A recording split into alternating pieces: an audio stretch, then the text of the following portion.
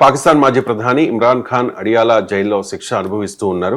Professor గారు, గత కొంతకాలంగా ఇమ్రాన్ ఖాన్ చనిపోయారు, జైల్లోనే చంపేశారు అంటూ రకరకాల ప్రచారాలు జరిగాయి కదా సార్. తాజాగా పాకిస్తాన్ సుప్రీంకోర్టు కూడా ప్రభుత్వాన్ని ఆదేశించింది, సెప్టెంబర్ 16 వరకు ఒక ప్రైవేట్ హాస్పిటల్లో ఇమ్రాన్ ఖాన్కి వైద్యం అందించండి, తన ఫ్యామిలీని కలిసే అవకాశం కల్పించండి అని చెప్పి. ఇన్ఫ్యాక్ట్ నిన్న వాళ్ళ వైఫ్ అండ్ సోదరి కూడా వెళ్ళి ఇమ్రాన్ ఖాన్ను జైల్లో ములాఖత్ అయ్యారు. ఏంటి సార్, అంటే అసిం మునీర్ కక్షపూరితంగానే ఇమ్రాన్ ఖాన్ను జైల్లో పెట్టించాడనే చర్చ కూడా జరుగుతోంది. ఏంటి సార్ ఇమ్రాన్ ఖాన్ ఆరోగ్యం మీద మీ కామెంట్? అంటే ఇప్పుడు ఇమ్రాన్ ఖాన్ను సోషల్ మీడియా చాలాసార్లు చెప్పేసింది, ఇప్పటికే శవం కూడా దొరికిందని కూడా చెప్పేశారు ఆఖరికి. సో ఇప్పుడు మరి శవానికి వెళ్ళవలే కదా భార్య సిస్టర్స్ వెళ్ళి, అంటే ఒక్కసారి ఫస్ట్ టైం కొంచెం రూమర్స్ వచ్చిన మాట నిజం. ఎందుకంటే గవర్నమెంట్ స్పందన సరిగా లేకపోవడం వల్ల అనుమానాలు వచ్చాయి. ఆ ఒక్కసారి వచ్చిన దాన్ని పట్టుకొని ఇక సోషల్ మీడియాలో దాన్ని ప్రతి రోజు చంపే ప్రయత్నం చేశారు ఇమ్రాన్ ఖాన్. సో ఇమ్రాన్ ఖాన్ చచ్చిపోయాడన్న వార్త అలా సంచలనం, నిజంగా చనిపోయిన రోజు ఎవడు పట్టించుకోడేమో. సో ఆ రకంగా తీసుకొచ్చారు. కానీ రియాలిటీ ఏంటి, ఒక్కసారి మాత్రమే ఈ రూమర్స్ వచ్చాయి.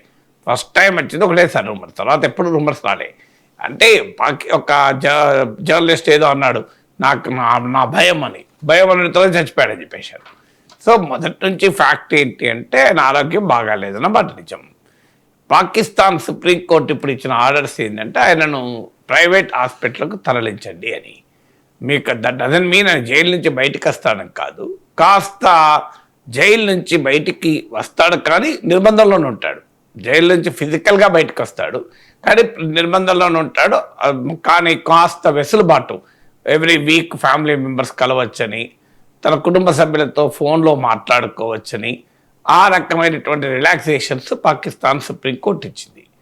సో పాకిస్తాన్ ప్రభుత్వం సుప్రీంకోర్టులో దీన్ని కూడా వ్యతిరేకిస్తోంది. ఈవెన్ పాకిస్తాన్ చట్టాల ప్రకారం ఒక కన్విక్టెడ్ ప్రిజనర్ అంటే నేరం రుజువైన శిక్ష అనుభవిస్తున్నటువంటి ప్రిజనర్కు ప్రభుత్వ ఆసుపత్రికి తీసుకెళ్తారు తప్ప, జైల్లోనైనా చికిత్స చేస్తారు లేదా ప్రభుత్వ ఆసుపత్రిలో చికిత్స చేస్తారు తప్ప ప్రత్యేకంగా ప్రైవేట్ ఆసుపత్రికి తరలించేది లేదు అని కూడా పాకిస్తాన్ ప్రభుత్వం వాదిస్తోంది. పాకిస్తాన్లో ఉన్న సిచ్యువేషన్ ఏంటంటే ఇమ్రాన్ ఖాన్ ఏమీ చాలా గొప్ప నాయకుడు కాదు, ఆయన ప్రజాస్వామ్యవాది కాదు. ఆయన పాకిస్తాన్ పాలకులకు ఉండే అన్ని పరిమాణ లక్షణాలు ఇమ్రాన్ ఖాన్కు ఉన్నాయి.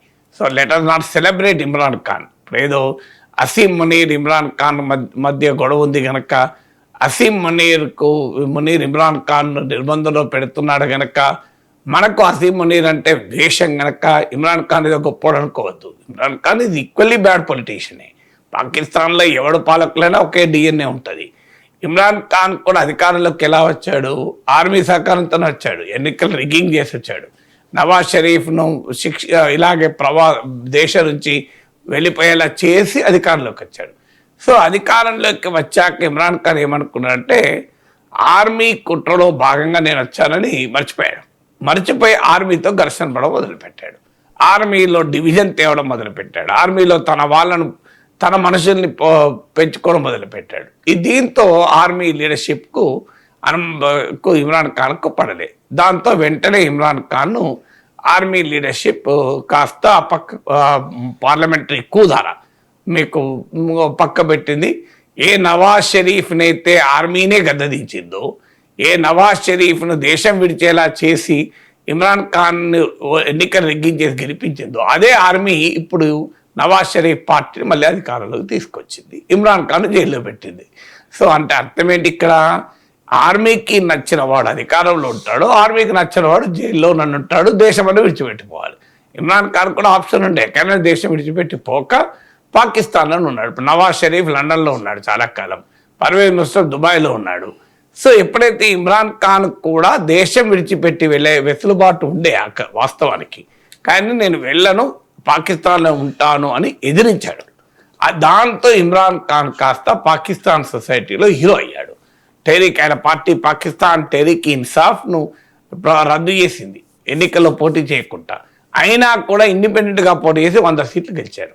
సో అది వాస్తవంగా ఇప్పుడు పాకిస్తాన్లో అధికారంలో ఉన్న షెబాజ్ షరీఫ్ ప్రభుత్వం లెజిటిమేట్ గవర్నమెంటే కాదు, ఎన్నికల్లో న్యాయంగా గెలిచిన ప్రభుత్వమే కాదు.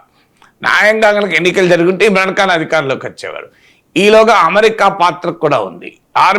Pakistan army Pakistan political opposition అమెరికాతో కూడా చేతులు కలిపింది.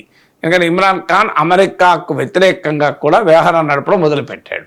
మీకు యుక్రెయిన్ పైన రష్యా మొదటిసారి దాడి చేసిన రోజు ఇమ్రాన్ ఖాన్ క్రెమ్లిన్లో ఉన్నాడు, పుటిన్ కార్యాలయంలో ఉన్నాడు, పుటిన్తో సమావేశంలో ఉన్నాడు.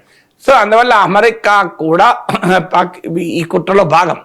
దాంతో పాకిస్తాన్ ఇమ్రాన్ ఖాన్ ఏంటంటే యాంటీ అమెరికన్ సెంటిమెంట్ కూడా రగిలించడం మొదలుపెట్టాడు. అంటే నాకు వ్యతిరేకంగా అమెరికా కుట్ర చేసింది. పాకిస్తాన్ సమాజంలో అమెరికా వ్యతిరేక భావజాలం చాలా బలంగానే ఉంది. ఎందుకంటే పాకిస్తాన్ ప్రభుత్వాలు అమెరికాకు పాలేరుగా వ్యవహరించిన పాకిస్తాన్ సమాజంలో వ్యతిరేకంగా ఉంది. సో ఇమ్రాన్ ఖాన్ ఆ రకంగా పాకిస్తాన్లో ఒక రిబెల్ హీరోగా మారిపోయాడు, రిబెల్ కల్ట్ ఫిగర్గా మారిపోయాడు. అందువల్ల ఇప్పుడు ఆయనను జైల్లో పెట్టి ఆయన ఆరోగ్యానికి ఏమన్నా అయితే, ఆయన ప్రాణాలే పోతే పాకిస్తాన్లో ఏ రకమైన తిరుగుబాటు వస్తుందో తెలియదు. ఇప్పటికే పాకిస్తాన్లో కుక్కలు చెప్పిన విస్తరైంది. మీకు బెలూచిస్తాన్ స్వాతంత్రాన్ని ప్రకటించుకుంది. మీకు టెక్నికల్గా స్వాతంత్రం వచ్చినా లేకపోయినా ప్రకటించుకున్నది. ఖైబర్ పఖ్తూన్ఖ్వా తిరగబడుతోంది. పాక్ ఆక్రమిత కశ్మీర్లో పోలీస్ కాల్పులో జనం పిట్టల్లాగా రాలిపోయినా తిరగబడుతున్నారు. సో ఇప్పుడు ఇమ్రాన్ ఖాన్ గనక జైల్లో ఏమైనా జరగకూడదు జరిగితే పాకిస్తాన్ టెహ్రీక్ ఇన్సాఫ్ తిరగబడుతుంది. మీ గతంలో ఆర్మీ ఆఫీసులపై కూడా పాకిస్తాన్ ఇమ్రాన్ ఖాన్ అనుచరులు తిరగబడ్డారు. సో అందువల్ల పెద్ద ఎత్తున పాకిస్తాన్లో ఉన్న ఇవాళ ఉన్న ఎకానమిక్ కండిషన్ వల్ల కూడా ఒక పెద్ద సివిల్ వార్కు దారి తీయవచ్చు అని చెప్పి ఆయన విడుదల చేశారనుకోండి, విడుదల చేసిన ఒక ర్యాలింగ్ పాయింట్గా మారిపోతాడు పాకిస్తాన్ ప్రభుత్వానికి నిద్రపట్టని ఏడిగా. అందువల్ల ఇప్పుడు ఇమ్రాన్ ఖాన్ ఏం చేయాలన్నది ఇప్పుడు ఒక పాకిస్తాన్ రాజ్య వ్యవస్థకు, అంటే ఆర్మీ అండ్ పొలిటికల్ ఎస్టాబ్లిష్మెంట్కు ఒక మింగుడు పడిన అంశంగా మారింది. ముందు నువ్వు వెనక అంటారు కదా, జైల్లో పెట్టేమన్నా అయితే అది పెద్ద సివిల్ అన్రెస్ట్ దారితీస్తుంది అని చెప్పి వదిలేస్తే ఆయన ర్యాలింగ్ పాయింట్ అవుతాడు. అందుకే సుప్రీంకోర్టు ఇంటర్వ్యూన్ అయిపోయి మీరు ఆయన జైల్లో కాకుండా ఇటు పబ్లిక్గా ఉండకుండా మధ్యలో హాస్పిటల్ పెట్టారు. సో దీన్ని కూడా పాకిస్తాన్ ప్రభుత్వం వ్యతిరేకిస్తుంది. మరి ఏం జరుగుతుందో చూడాలి. ఎందుకంటే ఇమ్రాన్ ఖాన్ను జైల్లోనే పెడితే జరిగితే మాత్రం పాకిస్తాన్లో తీవ్రమైన ప్రజా వెలువచ్చే అవకాశం ఉంది అని చెప్పి ఆయన వదిలేస్తే ఆయన చలో ఇస్లామాబాద్ పిలుపు కూడా ఇచ్చాడు. పెద్ద ఎత్తున మీకు ఒక లాంగ్ మార్చ్ లాగా పిలిపించాడు. సో అందువల్ల పాకిస్తాన్లో ఉన్న ఆర్మీకి, పాకిస్తాన్ ప్రభుత్వానికి ఇమ్రాన్ ఖాన్ ఒక భయంకరమైన సవాల్గా మారిపోయాడు.